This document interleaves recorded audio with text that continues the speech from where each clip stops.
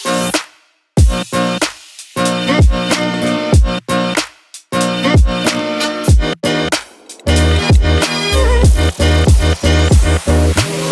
what's up everyone? George Coltrane. Thanks so much for checking out City on a Hill, where our mission is to empower, equip, and encourage faith-based filmmakers like yourself.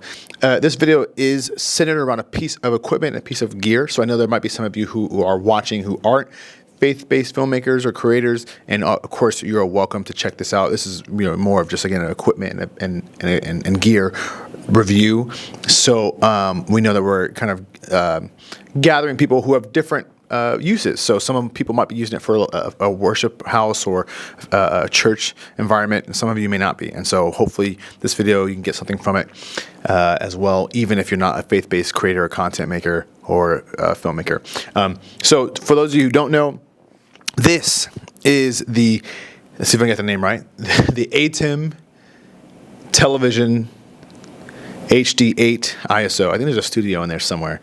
But yeah, this is the brand new ATEM switcher that was announced by Blackmagic just as of today, 2 weeks ago. So we got it last week. We were one of the first batch that ordered them and got them. And so last week I did a very quick, just kind of unboxing and first impressions of this switcher. There wasn't a whole lot of technical stuff going into it, but I did promise that I was going to be using it in a real world experience this week. And so this video is just going to be kind of a breakdown of what that experience was and just kind of my overall first impressions on using it on set. Again, this won't be like insanely technical either. I'll do another video where I actually break down all the buttons and like the physical switcher itself, because as I got to use this this week, I realized just how dense and just there was a lot that this switcher had to offer. And so I feel like that video needs that needs like a video of itself, of just, again, we'll just kind of go through all the buttons, all the menus, and all the things of that nature. Now, full disclosure, I'm not huge into production. I'm more of a cinematic and film guy myself, because I work for a church. Obviously for church services, sometimes you get thrown into multiple different roles, and so I oversee our production, which oversees a lot of our like live streaming and broadcast video. And so that's where this has come into my workplace. And so I'm going to be overviewing this from a person who's, again, more of a film background, and someone who came from the ATEM Extreme, and that's what we were using for about a year. We were using the ATEM Extreme ISO, the HDMI version. And so some of this will be kind of my impressions coming from the ATEM, mini extreme line of switchers into this, and the differences that I saw, and then also again using it in a real world experience, and what my impressions were, how we used it, why we used it that way, and then where this thing kind of shone, and then where some things where maybe I wasn't so stoked on. And again, that might be user error, and some of you who might be watching this might be going, well, that's not why you would use this. And so please excuse my naivety. I'm naive, so forgive me. It's something I would not advise doing, is getting using a piece of equipment that's new to you on a set and for a project. That's a terrible idea. To compound that idea, I would not ever use a piece of equipment that's brand new and not really been tested. You don't know the bugs for it. That's just not a great idea. And I know that's a terrible idea, but look, I did it for the channel. I did it for you guys. I had some backups in case everything went wrong. And so, yeah, it's not a good thing to do, but I did do it, and some things I learned like literally on set, like during recording, and some things that, we're still learning along the way. But I'm just going to walk you through this switcher and what we use it for. So we're at a church, and basically what we did was we recorded a live recording of a worship of some songs. And so we had 8 cameras. I'll give you a breakdown here in a few seconds, but we had 8 cameras. We had, our band and some vocal leaders and about 30 to 40 choir in the room. And so I had 8 cam operators who were operating these cameras. They're all being fed into the switcher. I had a live switcher and a producer on set, and so they were calling out their calls, calling out the cameras, and we were live switching. And so I did that because of the setting that we wanted to have. I didn't want to have to do a song and do multiple takes through it and so on and so forth. We just had the ability to have 8 Blackmagic cameras run into here and do it one run through and have the live takes. And so now in the edit, I don't have to sync it up. I have a lot of edits, switches and edits that are already pretty great. I might touch up a few here and there, but 70 to 80% of my work is done. And so that's why we use the switcher. We would have done it with our other ATEM Extreme, but this guy came in a little bit earlier than I thought, so I figured why not try the new one. But that's why we do it, and that's why we do it the way that we did it. So again, some of this might be like news to you, some of this may not be, but if you are kind of newer to switchers and video switchers, and especially the Blackmagic ATEM and the ISO line, that's one of the beauties of this thing. You can do that for the minis and the pros and the extremes, but the ISO version will allow you to run 8 cameras to it, up to 8 cameras to it.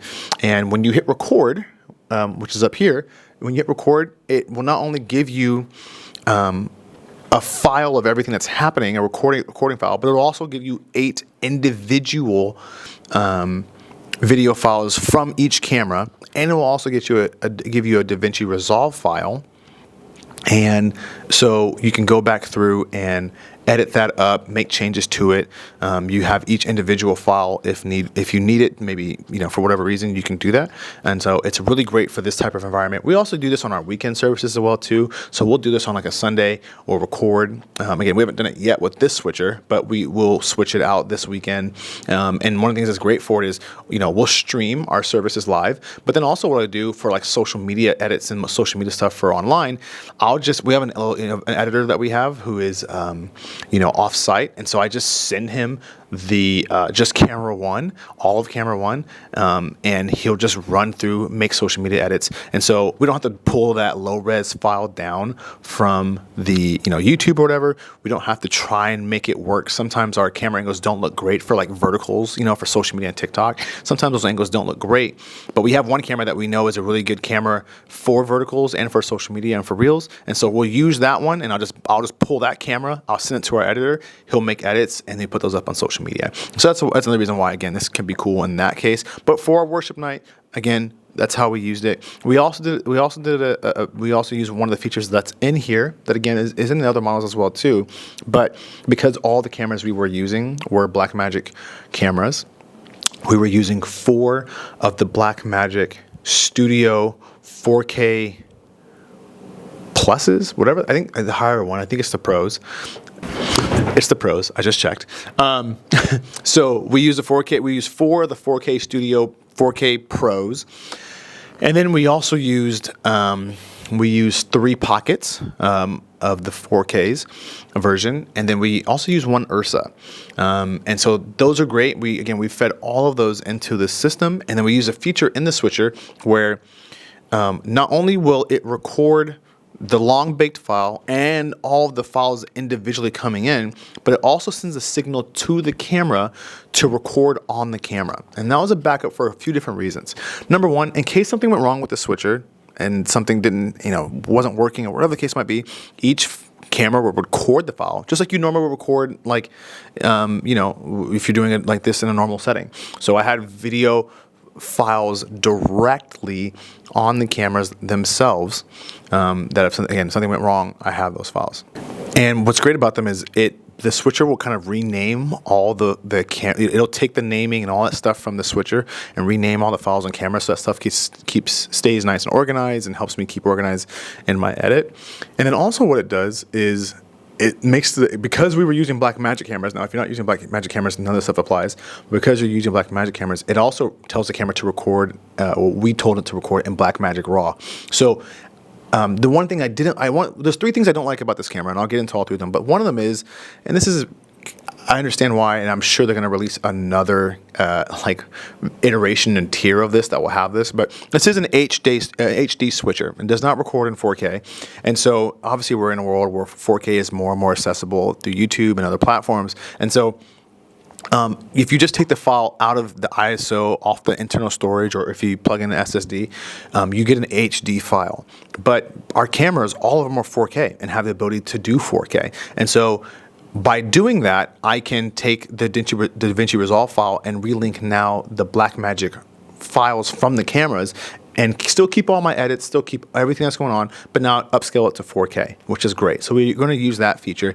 And also, again, because it is a 4K, or because it's a Blackmagic cameras, where I told them to record in Blackmagic RAW. So I also have even added flexibility in my edit, change white balance, change ISO, and just again have a little bit more flexibility and control with the cameras, which is great. So hopefully all that stuff makes sense to you. If anything I said doesn't make sense, please let me know in the comments. I can further clarify. But that was a major reason why we use this switcher and use the features that it has, is because we as a church and a worship house and for this project are all within the Blackmagic ecosystem. And so what this switcher does, and again, the Extreme and the Pros and the Minis all do, is they really reward you for being within the Blackmagic ecosystem. It's kind of like Apple, right? And an iPhone's great, but if you have an iPhone tied to your Apple Watch or your iPad or your MacBook Pro or your iMac, you get even kind of bonus features from being within the ecosystem, and that's what they do. That's how Apple gets you, right? Kind of the same thing with Blackmagic. Will this work with Sony cameras? It totally will work with Sony cameras. Will it work with Canon cameras? It totally will work with Canon cameras. But you lose some of those features and some of those added benefits that you would lose if you're not using a Blackmagic camera. And so because we're using Blackmagic cameras and we're all in the ecosystem, I got the edits I needed. I've got it all synced up, and I can technically make it be a 4K video, even though this is an HD switcher. Just some other overall kind of thoughts and impressions about this switcher. Again, I said this in the last one, but this thing is big. It is much, much bigger and more robust than the Extreme version of the ATEM switchers.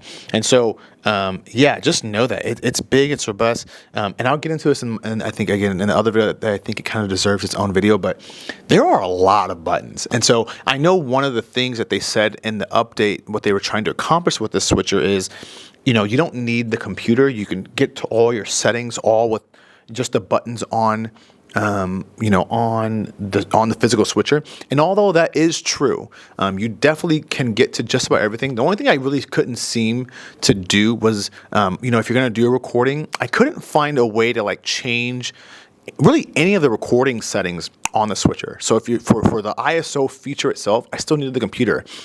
There's an option to go in there and to format the switcher, but you can't change the name and you can't really change the settings of like, hey, tell the camera to record or not to record. I couldn't find that anywhere in the switcher. So that was the only like setting that I couldn't find in the switcher. Everything else you can find on here through the various buttons. You can make changes. But I would say, and maybe this is a part of it that's because we're new to the switcher, you can get to everything, but it still wasn't like incredibly quick. It can be, but there's a lot of stuff to where, you're trying to find a certain thing and you have to cycle through the pages. You have to hit it 3 or 4 times. And if you miss that, then you have to cycle back through. And I'm sure if after you've used it for maybe a few months or a year or so, you probably know where some of that stuff is. But it's definitely accessible, but I'm not sure if it's like the most efficient way. I think still, if you had a computer, it's still probably faster just to go that way and to make some of those changes. But that's up for you to decide. But yeah, there are a ton, and I mean a ton of buttons, a ton of menus on this switcher. If you're just switching straight over from like an ATEM Mini or Extreme or a Pro to this, it can be a little intimidating, which again, that was the world we were in. So we had a full day of pre-lighting and rehearsal. So we took as much time as we could to learn that stuff. And obviously the day of, even before, we took a lot of time to learn. And still, it felt like, man, there's just a lot going on in this switcher, which can be a great thing. That's maybe one of the reasons it's appealing to you, is because it's got a lot going on. But if you're coming from in that world of you're just switching from like one of the mini lines to this, there's a learning curve to it, and you should take the time to get to know the switcher and get to know all the things to it, because it does a lot. I would say a lot more than the other switchers. I thought it was just kind of a bigger version, and so on and so forth. And that's why I was even surprised by the price tag a little bit. I thought the 3,000 number was great, but I thought 4,000 for the ISO felt like a lot. Now that I'm in it and I see it, I'm like, oh man, this definitely is more for, which again, I think is kind of self-explanatory, but this is definitely more for like a studio worship house, broadcast setup, versus I think they're maybe trying to distinguish, like the other ones, the little smaller ones, those are for, your gamers and maybe your YouTube, type streamer type people. It's more for the streamer consumer level people, where these are much more for the prosumer type people, where again, you're going to be either in a studio space, in a worship house, a broadcast setting, maybe, outside, and you might need streaming, but and you might need recording, but again, you're not. It's obviously got a lot more options and a lot more power kind of under the hood of this thing, which is great. So, but just know that for your needs, like what you need, this might be more than what you need. And it might be more kind of more under the engine than you really need for your setup. But there's a lot here, and if you're going to get this, you need to spend a lot of time in getting to know this board, because there's a lot of menus, there's a lot of buttons, and it's very easy to kind of get lost in here. There's a lot of things that you would think, oh, this is audio, and this is this is audio, or this is like things are kind of like named differently. Like some stuff is like audio, and then some things are music, and you think, oh, it's all the same, but it's not. And so they have very like specific uses. And if you don't know exactly what those phrases and words mean, you can just kind of end up getting lost in the board. And so, again, you should honestly take the time to educate and learn yourself about any piece of gear and equipment that you have. So that's just an overall tip. But there is a big learning curve from the Extreme Pro and Mini line to this. We've never had the other studio version that wasn't a 4K, so maybe that kind of that process is not such a difference. But from the minis and pros and extremes, it's a big switch. It's a pretty big switch. Okay, again, so then really just kind of getting into that night for us and some other just first impressions for me and this switcher. Again, it's great. It's amazing. We really did enjoy it. I would say some other just kind of random things I noticed that were, maybe weird and maybe not so weird. I thought the spaces on the back in between the SDI ports was very small, and honestly made it really hard to reach and kind of access SDI cables through. Now, again, maybe if you're in a studio setting and you have everything dialed in the right time and the first time and the right time, it's not really a big deal. But I felt like, and maybe it's just me, I feel like this because the space, there's space left and right, but then there's also, because it's a 3G model, there's space up and down. And that takes me to the second thing about this switcher that I didn't really love. This is actually probably my biggest gripe with this switcher. My three gripes are, I wish it was 4K, but again, I feel like they're going to come out with a 4K version. I wish it had more inputs, especially if you're coming from the Extreme line. You feel like, okay, this is the the kind of highest end of those switchers, and it has 8 inputs. I kind of felt like, man, it'd be nice to have like 10, maybe 12 inputs on this. But again, I won't be surprised if there's another version, the 4K version, and it has 10 or 12. Those are my two smaller gripes. But my biggest gripe about this thing is that it's a 3G switcher. Now, if you don't know what that means, and I'm going to go super basic and generic here, so please don't blow me up if you're really into this tech space. But for so you have an HDMI cable and you plug it into especially the Mini or the Pros Extremes, you can plug in an HDMI and you have what's called camera control. Camera control means if you have a Blackmagic switcher, you can control your camera from your switcher. It's an amazing feature. We use it all the time. You can adjust things like the gain. You can adjust white balance. You can adjust the focus of the lens that's on there if you have an electronic lens. If you have a actual production lens, you can also control stuff like zoom and iris. It's amazing and it's phenomenal. But that happens because HDMI, you can have communication back and forth. So obviously, it's sending video signal to you, but then you can also send data input out to the camera, which will allow you to make those changes. SDI, which is so HDMI is a consumer cable. The SDI is more of a pro line cable. It's amazing. It's got the locking mechanism. It's much safer and much more reliable, especially over long distances. Latency is much better. If something happens to the cable, if you have a long HDMI cable and there's a bad spot in it, we got to replace the whole cable. Not so with SDI. You can just cut the cable, re-terminate it, and it's good, and you're good to go, which is amazing, right? And so SDI has been great for all those features. And one of the things I was kind of frustrating about SDI was that it doesn't have the communication back and forth. It just sends it one way. Well, Blackmagic came out with some more technology, or better technology more recently, to where and they call that 12G. So the 3G is communication one way. They do have switchers that are 12G, which is communication both ways. it was a little frustrating to me that this wasn't a 12G switcher, meaning that for us to plug in all of our cameras and have communication talk back and forth, you have to plug in 2 cables. So if you look on the back of the switcher for input 1, there's 2 cables. There's an input and an output. I just kind of felt like, for me personally, it felt like, look, it feels like it should be a 12G switcher. That should be the technology that we're moving towards. And it just felt like, yeah, it would just be nice just to have, like I know they have the converters and you can use the 12G converters and so on and so forth. But I just kind of felt like, man, I thought they were going to do the 12G in the switcher. And so all that to say, there's a lot of ports in the back, but because there's a lot of ports, they used up a lot of real estate, and it felt like there just wasn't quite as much space in there to move as I would have liked. Maybe that's normal. Maybe I'm just wrong about that, but that was an impression I have. It wasn't super easy to adjust cables and move stuff around in the fly. And again, for one of the impressions I had, which was we'll do this in our like a vlog of the night. We have a whole vlog of the recording night, and you'll see this is that we had a lot of problems with cables, and because everything is input and output, so we had 8 cameras, right? Well, technically we did have 8 cameras, but we had 7 cameras running SDI. You have to know every single camera, every single cord, like exactly which one is which. Which, if you go, well, you would go, obviously, duh. But it's very easy to maybe get one cable mixed up, and if you do, it is a nightmare to do that. So, knowing that you have 3G, you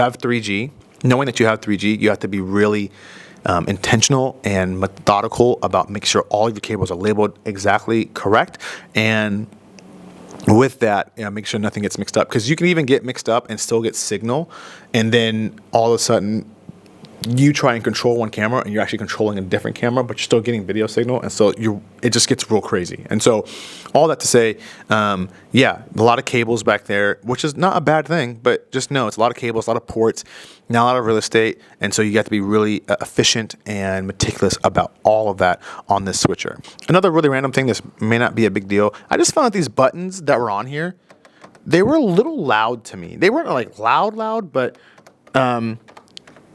I just felt like, man, especially like in a church setting, maybe if you're more of a church or house of worship setting, just know that, again, they're not like loud, but especially if you're coming from those like nice soft buttons on the ATEM Extreme and ISO or Pro, whatever those ones are called, the Pros, the Minis, and Extremes, that's totally different sounding and even feel to those. So just know that. Not a big deal, but yeah.